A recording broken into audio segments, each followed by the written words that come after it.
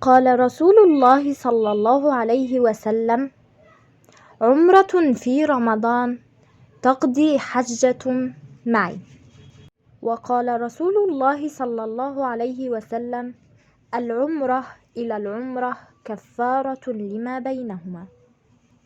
وقال رسول الله صلى الله عليه وسلم: تابعوا بين الحج والعمرة فإنهما ينفيان الفقر والذنوب كما ينفي الكير خبث الحديد والذهب والفضة، وليس للحج المبرور جزاء إلا الجنة.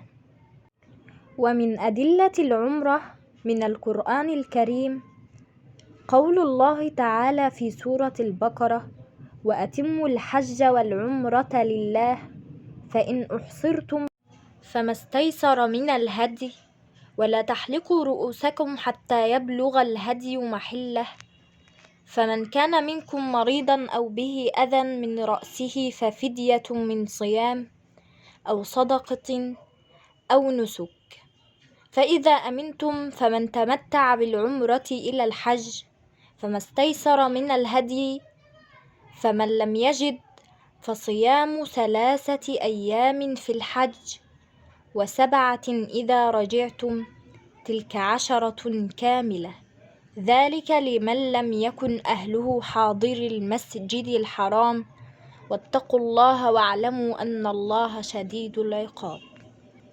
ومن أدلة فضل العمرة من السنة النبوية المطهرة وردت عن النبي محمد صلى الله عليه وسلم العديد من الأحاديث النبوية التي تتحدث عن فضل أداء مناسك العمرة وعن الثواب الذي يجنيه المسلم جراء أداء هذا النسك.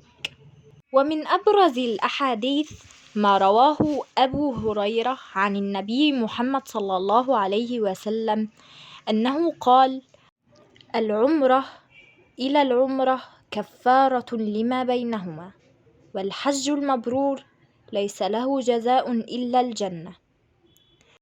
وما رواه عبد الله بن عمر عن النبي محمد صلى الله عليه وسلم أنه قال: من طاف بالبيت لم يرفع قدما ولم يضع أخرى إلا كتب الله له حسنة وحط عنه بها خطيئة ورفع له بها درجة.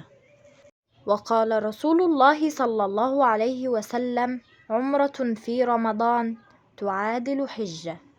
وقال رسول الله صلى الله عليه وسلم: تابعوا بين الحج والعمرة فإن متابعة بينهما تنفي الذنوب بالمغفرة كما ينفي الكير خبث الحديد.